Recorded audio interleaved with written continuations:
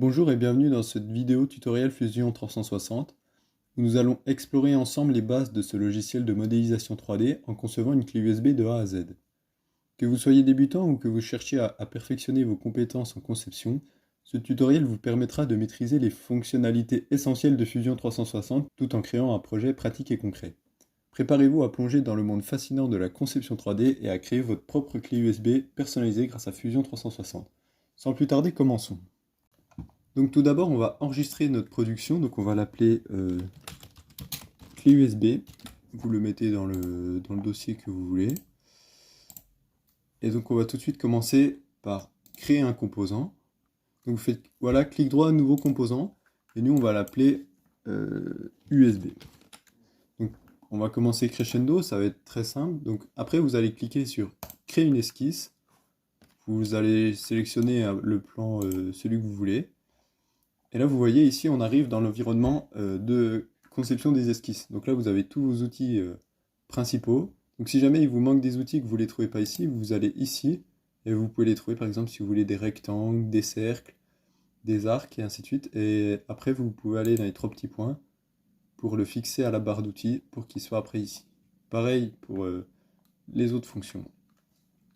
Donc on va commencer par construire la partie métal du port USB. Donc pour ça, on va mettre rectangle par son centre. Donc s'il n'est pas là, rectangle, rectangle par son centre. Vous cliquez l'origine, là, il faut qu'elle ça soit bleue. Ensuite, vous allez rentrer les valeurs. Donc en premier, vous allez rentrer 12 pour la première valeur. Vous faites Tab, la touche à gauche avec les deux flèches, et vous faites 5. Ensuite, vous faites Entrée. Et on voit que là, l'esquisse s'est passée noire. L'esquisse s'est passée noire, c'est quand elle est contrainte et qu'on ne peut plus la bouger. C'est ce qu'il faut pour avoir une bonne conception. Donc après, on va créer de l'épaisseur. Donc pour ça, on va faire un décalage qui va nous permettre de décaler la courbe. Donc on peut la décaler dans les deux sens. Et nous, du coup, on veut une épaisseur de 3 dixièmes. Donc on va mettre moins 0,3. Donc après ça, on peut aller dans Solide, Extrusion. On sélectionne la partie qu'on veut extruder. Et donc là, vous voyez, on a la partie extrudée. Et nous, on veut qu'elle fasse 12. Donc on va mettre moins 12. Et voilà, donc on a le début de l'armature. Donc ensuite, comme sur le modèle, il faut mettre les 4 trous au-dessus. Donc pareil, esquisse, on sélectionne la face du dessus. On va ensuite faire ce qu'on appelle des traits de construction. Donc une ligne horizontale, il faut bien qu'il y ait le petit carré, vous voyez, au-dessus de mon clic. Il faut bien que ça soit horizontal, donc vous voyez avec le... Si jamais elle n'est pas horizontale, comme celle-là, vous avez l'outil horizontal-vertical, et ça vous la met pile poil horizontale. Donc là aussi, celle-là, je l'ai sélectionnée, je vais vous la refaire pour vous remontrer. J'ai sélectionné depuis l'origine, donc là, hop, le carré, pour qu'en fait, ça soit centré. Et après, je fais CTRL pour sélectionner les deux, et ces droites, on va les passer en ligne de construction, donc boîtier. Donc, on peut déjà commencer à côté, donc là, vous voyez, celle-là, elle n'est pas en contrainte, elle n'est pas noire, donc on peut encore la bouger. Et on va la contraindre, parce que nous, on ne veut pas que ça bouge, comparé à la ligne d'en bas, et on rentre la valeur de 5,75. Donc par-dessus, nous allons rajouter deux rectangles par son centre. Donc les valeurs largeur 3, tabulation 1,5, entrée. Et ensuite 3, tabulation 1,5, pareil. Et là, vous voyez, on a les arêtes qui sont bleues. Donc ça veut dire qu'on peut le déplacer. Nous, on veut une cote précise, donc on va venir code d'esquisse depuis le centre jusqu'à la ligne de construction, et on doit avoir 3,75. Pareil pour l'autre, 3,75. On voit que tous nos carrés sont noirs, on peut faire solide, extrusion. Là, bien sûr, on sélectionne les deux encore. Là, on va faire couper, et on va descendre de moins 5, ce qui fait que ça traverse. Donc voilà, on a créé la première partie. On va tout de suite passer au corps de la clé USB. Donc pareil, clic droit, clic gauche, nouveau composant, qu'on va appeler corps plastique. On crée. Et là, donc pareil, après on peut cacher par exemple le composant 1. Pareil que pour l'autre, on fait esquisse, on sélectionne le plan ici. On fait un rectangle qui va faire 11,4 sur 2,2 de hauteur, d'accord? On va faire, avec l'outil coïncide, on prend la droite du haut et le point d'origine, ce qui fait que ça nous l'a contraint en hauteur. Et maintenant, on va la contraindre en largeur, donc c'est très simple. On sélectionne une des deux droites de chaque côté, peu importe, et l'origine. Et là, donc on veut que ça soit à la moitié, on fait 11,4 divisé par 2. Et voilà. Donc après, ce coup-là qu'on a le rectangle, on va ajouter sur toute la longueur, donc 12. Après, vous pouvez la rentrer en automatique.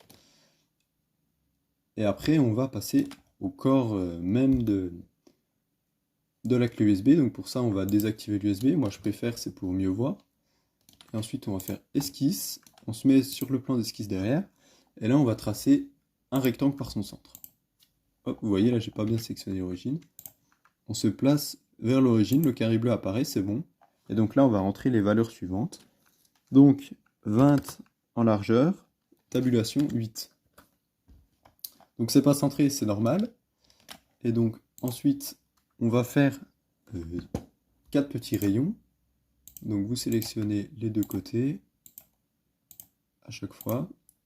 Et là, on va mettre une valeur, on rentre une valeur de 3,8. Donc, c'est au rayon. Et voilà. On va pouvoir faire, on peut faire soit faire terminer l'esquisse, soit directement faire solide, extrusion. Et là, on va l'extruder sur 40. 40, voilà. Vous voyez que ça commence à ressembler à une clé USB. Et donc là, par-dessus, on va venir modifier un peu la forme. Hop, voilà. Oh. Et là, on va dessiner un rectangle par son centre. Mais tout d'abord, on va se faire quelques petites lignes de construction. Vous voyez, mon but est d'aller chercher le milieu. Voilà. Même si des fois, elle ne le prend pas, c'est pas grave. Donc là, on est bien au milieu. Et là, du coup, on va se mettre à 20. C'est ce qui nous intéresse. Parce qu'on veut le milieu de la forme. Et là, on passe en construction. Ensuite, on va faire un rectangle qui va faire 20 par 40. Il est déjà rentré, mais comme ça les verrouille. Là, vous voyez que l'esquisse est noire. Parce que là, on va faire deux cercles de 4 de chaque côté. Et derrière, on va faire ce qu'on appelle une ellipse. On va sélectionner le bord de la droite horizontale. On vient cliquer jusqu'à toucher le rectangle extérieur. Et là, on va cliquer sur le milieu. Donc vous voyez que là, elle est bleue. C'est normal, elle n'est pas contrainte. Donc entre le point ici et là, je veux 3. Elle n'est toujours pas contrainte. On va mettre ici et ici 10. Mais là, vous voyez que tout est passé en noir. C'est que toute mon esquisse est contrainte et qu'on peut faire une extrusion. Donc là, on va enlever les coins et les 4 petits bords ici. Et du coup, on va faire moins 8. Et voilà, donc ça commence déjà à ressembler à une clé USB. Et on va finir par le trou pour l'anneau au-dessus. Donc pour ça, toujours pareil, esquisse, plante dessus. On va faire un trait de construction qui va de bout en bout. On le passe, voilà, type de ligne construction. On va faire un cercle de 9 de diamètre et qui est décalé de l'origine, donc ici, de 25. On fait entrer et ensuite là on va faire extrusion. Donc on sélectionne ici. Donc on va mettre dans un premier sens 2 mm, tab. Et on va mettre deux côtés. Donc 2 et de l'autre côté 10. Et là vous voyez ça apparaît en rouge, c'est qu'il veut enlever de la matière. Nous on va faire joindre. Parce qu'en fait, pourquoi 10 en bas? Parce que là on a 2 mm au-dessus. Et en bas on veut 2 mm au-dessus et la pièce fait 8 d'épais, donc 10. Donc pour finir cette partie, on va faire un petit congé ici et là, de 2. Vous faites 2 entrées directement. Et ensuite on peut enregistrer un coup. Et là on va passer à la troisième partie, nouveau composant. Donc clic droit, clic gauche, nouveau composant, qu'on va appeler arceau. Bon après vous pouvez l'appeler comme vous voulez, c'est en fonction de vous, comment vous voulez faire. Et là, on va sélectionner le plan ici, pour pouvoir dessiner la forme directement. Donc ça va être très simple, on va faire un trait, un deuxième trait, et un troisième trait. Là, c'est dû à l'œil, parce qu'on va le contraindre après. Donc vous voyez que là, on a la notion d'horizontale sur cette droite et de perpendiculaire. Donc là, tout est bien carré. Si jamais on n'était pas bon, ça peut arriver, et de faire un angle comme ça, pas de souci, vous prenez soit cette fonction-là et vous faites horizontale, soit vous prenez l'option perpendiculaire et vous sélectionnez les deux courbes. Donc on va contraindre cette partie-là aussi. Donc il faut que de ici à ici, on ait 32. Que de ici à ici, on a 6. Vu qu'il faut que ça soit symétrique, pareil de l'autre côté, donc 6. Et ensuite, on va venir faire un congé entre ici et là, et de l'autre côté et là. Et cette valeur de congé, c'est 6. Donc vous voyez que là c'est bleu, mais là ça ne l'est pas. On peut déplacer comme on veut. Nous on veut que ça soit contraint, donc je fais congé entre le point de centre et l'origine. Et ici je veux 14. Donc voilà. Ensuite on va utiliser la fonction qui s'appelle décalage. On va, comme on a fait au début, pour pouvoir décaler la courbe. Et on va la décaler de -1, parce qu'on veut que la courbe rentre vers l'intérieur. Et on sélectionne les deux parties. Et on va rajouter, hop, on sélectionne les points de chaque côté pour que la droite soit fermée. Là, petite erreur, je peux déplacer comme ça. Donc sinon, on peut utiliser l'outil collinéaire, donc pour que les deux droites soient dans la continuité. Et là, on a une esquisse noire, c'est tout bon. On peut maintenant aller sur solide, extrusion. Donc là, on va faire deux côtés symétriques. Et là, on peut soit mettre la valeur d'un côté, soit la distance totale. Donc nous, on va aller, pour le fun, mettre la valeur d'un côté. Donc on va mettre 8, qui nous fait du coup 16 des deux côtés. Nouveau corps, c'est parfait. Ensuite, on va faire un petit congé derrière de 8. Donc je sélectionne mes arêtes. Les arêtes du bas aussi. Voilà. Et là, on met tout simplement 8 entrées. Donc il nous manque le trou ici qu'on va tout de suite faire. Esquisse, on sélectionne la face de dessus ou dessous, peu importe. On va se faire... J'aime bien toujours travailler avec les lignes de construction comparé à des côtes, ce qui fait que si après vous voulez modifier votre distance entre les deux, et ben votre trou restera centré, c'est ça l'avantage. Et après, on fait... Donc oui, on fait le trou à diamètre 9. Là, on peut la déplacer sur cet axe-là. Donc on va prendre origine, axe là, et on va mettre 25. Et là ensuite, solide, extrusion. Et là on va mettre... on va enlever le corps plastique pour voir ce qu'on fait. Là par exemple, on peut mettre -12. Couper. Voilà, on peut remettre les autres parties de l'USB. Et là il nous manque un léger congé, donc de chaque côté. De 2. Et voilà. Donc on a fait notre clé USB. Maintenant ce qu'on va faire, c'est qu'on va la contraindre, parce que les pièces peuvent bouger indépendamment, c'est pas ce qu'on veut. Donc on va mettre d'abord les liaisons. Donc, je vais me sélectionner ici, en bas.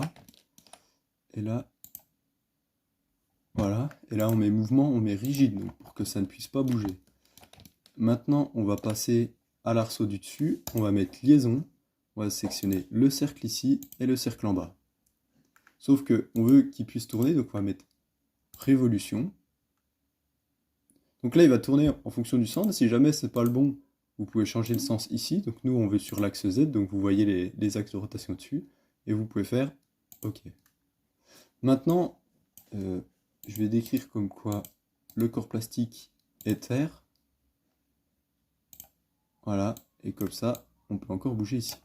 Ce coup-là, c'est un peu tristouné que ça soit tout la même couleur. Donc on va cliquer sur la lettre A, qui est l'apparence, qui s'ouvre ici.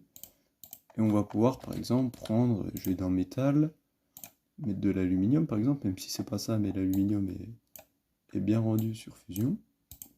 Et on peut mettre les deux en aluminium. De même que on peut mettre le corps en plastique. Donc par exemple, on peut le mettre de toutes les couleurs qu'on veut. Il y a même des couleurs, de peinture. Si je retrouve, voilà, brillant par exemple, vous avez toutes ces couleurs-là. Donc si vous les prenez comme ça et que vous ne pouvez pas, sinon il faut faire télécharger. Mais là par exemple, on peut la mettre en cette couleur-là, en noir. Et après, il y a un petit outil pour finir sur Fusion qui peut être très pratique. C'est là, vous cliquez sur conception et vous faites rendu. Donc vous pouvez faire de l'animation, fabrication si vous voulez après faire les programmes pour scène et vous pouvez cliquer sur rendu. Là, donc vous pouvez modifier vos paramètres et après faire rendu. Et là, il va calculer en fait pour avoir un rendu de façon professionnelle, enfin pas professionnelle, mais de façon à imiter le rendu réel. C'est tout pour ce tutoriel sur Fusion 360.